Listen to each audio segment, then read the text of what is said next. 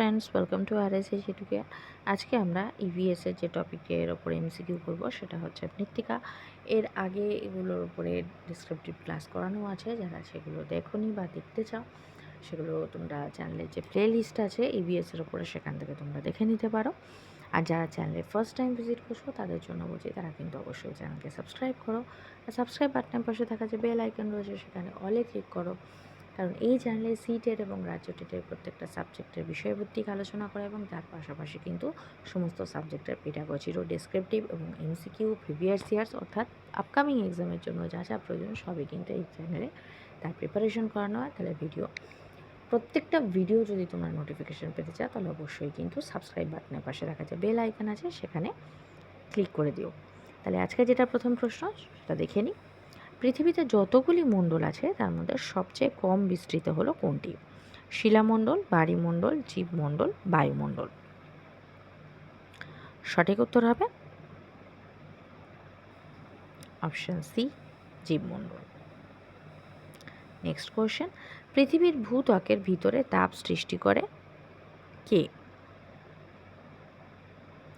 সৌরশক্তি, radio activity, আগ্নেয়গিরি, সমুদ্রের ঢেউ। সঠিক উত্তর হবে option B, radioactivity. Next question, মৃত্তিকা হলো এক প্রকার ড্যাশ উপাদান বা কী ধরনের উপাদান? ভৌত উপাদান, জৈব উপাদান, সামাজিক উপাদান, কোনোটি নয়। সঠিক উত্তর হবে অপশন এ, ভৌত উপাদান। নেক্সট কোয়েশ্চেন, বনজ সম্পদের উপর মানুষের চাহিদা বেড়েছে কবে থেকে? সিপাহী বিদ্রোহের পর থেকে, বিগত 80 বছরে, দ্বিতীয় বিশ্বযুদ্ধের পর থেকে, প্রথম বিশ্বযুদ্ধের পর থেকে। তো সঠিক উত্তর হবে অপশন সি, দ্বিতীয় বিশ্বযুদ্ধের পর থেকে। নেক্সট কোয়েশ্চেন, জাপানের মিনামাটা কারখানা থেকে নির্গত যে রাসায়নিক আছে সেটি কি? লেড সালফাইড, পারদ মিথাইল যৌগ, লেড সায়ানাইড, পারদ হাইড্রোজেন যৌগ। সঠিক উত্তর হবে অপশান বি, পারদ মিথাইল যৌগ। নেক্সট কোয়েশ্চেন, অশ্বমণ্ডলের বৈশিষ্ট্য হলো কি?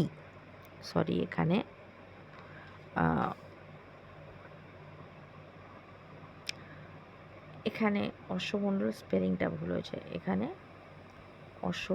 তো এই অশ্ব মানে হচ্ছে ঘোড়া হয়ে গিয়েছে, এটা হবে অ্যাকচুয়ালি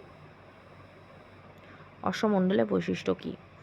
অশ্বমণ্ডল বায়ুহীন, সীমা ও শিয়া স্তরকে একত্রে লিথোস্ফিয়ার বলে, ভূত্বকের পরবর্তী অভ্যন্তর ভাগের স্তরকে সিয়াল বলে, অশ্বমণ্ডল হলো জলহীন। সঠিক উত্তর হবে অপশান বি। নেক্সট কোয়েশ্চেন, পৃথিবী পৃষ্ঠে মৃত্তিকা ও প্রস্তর স্তরের সমন্বয়ে যে কঠিন স্থলভাগ গঠিত হয়েছে তাকে কি বলে? বায়ুমণ্ডল, রবিমণ্ডল, অশ্বমণ্ডল, বায়ুমণ্ডল। সঠিক উত্তর হবে অপশান সি, অশ্বমণ্ডল। নেক্সট কোয়েশ্চেন, কেরালার একটি বিস্তীর্ণ বনাঞ্চল কি নামে পরিচিত? Silent valley, valley of flowers, valley of green, yellow valley. সঠিক উত্তর হবে সাইলেন্ট ভ্যালি। নেক্সট কোয়েশ্চেন, পৃথিবীতে প্রতি বছর মোট বনাঞ্চলের প্রায় কত শতাংশ হারে হ্রাস পাচ্ছে? 0.2, 0.9, 0.27, 9.9। সঠিক উত্তর হবে অপশন বি, 0.9। নেক্সট কোয়েশ্চেন, মাটি একটি ড্যাশ পদার্থ বা কি জাতীয় পদার্থ? মৌলিক, যৌগিক, মিশ্র, তরল। সঠিক উত্তর হবে অপশান সি, মিশ্র পদার্থ, কারণ মাটির মধ্যে প্রচুর জিনিস মিশে থাকে। নেক্সট কোয়েশ্চেন, মাটির উৎপত্তি ঘটে কি থেকে? বায়ু থেকে, জল থেকে, কয়লা থেকে, শিলা থেকে। সঠিক উত্তর হবে অপশান ডি, শিলা থেকে। নেক্সট কোয়েশ্চেন, পৃথিবী পৃষ্ঠের মধ্যে স্থলভূমি হলো কত ভাগ? 29 ভাগ, 49 ভাগ, 59 ভাগ, 69 ভাগ। সঠিক উত্তর হবে অপশান এ, 29 ভাগ। নেক্সট কোয়েশ্চেন, চ্যাসমোফাইট কোথায় জন্মায়? পাথরের উপরে, বালির উপরে, পাথরের খাঁজে, কাদার উপরে। সঠিক উত্তর হবে অপশান সি, পাথরের খাঁজে। নেক্সট কোয়েশ্চেন, অক্সিলোফাইট জন্মায় কোন ধরনের মাটিতে? অম্ল মাটিতে, বালি মাটিতে, পাথুরে মাটিতে, লবণাক্ত মাটিতে। সঠিক উত্তর হবে অপশান এ অম্ল মাটিতে। এই কোশ্চেনগুলো কিন্তু খুব ইম্পর্টেন্ট, যে কে কোথায় জন্মায় সেগুলো কিন্তু কোশ্চেনগুলো খুবই এসে থাকে। নেক্সট, পৃথিবীর সবচেয়ে অভ্যন্তরীণ অংশটি হলো বায়ুমণ্ডল, শিলামণ্ডল, বাড়িমণ্ডল, কেন্দ্রমণ্ডল। সঠিক উত্তর হবে অপশান ডি কেন্দ্রমণ্ডল। নেক্সট কোশ্চেন, পৃথিবীতে সৃষ্ট বা আদিম সৃষ্ট জীব কোনটি? ছত্রাক, মস, শ্যাওলা, ব্যাকটেরিয়া। সঠিক উত্তর হবে option D bacteria. Next question, পৃথিবীর মাটি ও শিলার সমন্বয়ে গঠিত মূল ভাগকে কী বলে? Mesosphere, hydrosphere, atmosphere, lithosphere. সঠিক উত্তর হবে option D lithosphere. Next question, জীবমণ্ডলের বিভিন্ন উপাদানের মধ্যে শিলামণ্ডল, বায়ুমণ্ডল, বায়ুমণ্ডলকে একত্রে ড্যাশ উপাদান বলে? জৈব উপাদান, অজৈব উপাদান, সজীব উপাদান, নির্জীব উপাদান। সঠিক উত্তর হবে অপশান বি অজৈব উপাদান।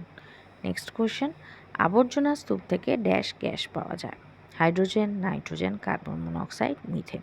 সঠিক উত্তর হবে অপশান ডি মিথেন। আজকে যেটা লাস্ট প্রশ্ন সেটা হচ্ছে মনুষ্য সৃষ্ট বা মানুষের দ্বারা সৃষ্ট তেজস্ক্রিয় বর্জ্য পদার্থ কোনটা? Thorium, polonium, cadmium, plutonium 239। সঠিক উত্তর হবে অপশান ডি প্লুটোনিয়াম 239। সরি, এখানে একটা হর্ষকার হবে। তো আজকের ভিডিও এই পর্যন্ত। যদি ভিডিও ভালো লেগে থাকে তাহলে অবশ্যই ভিডিওকে একটা লাইক করো।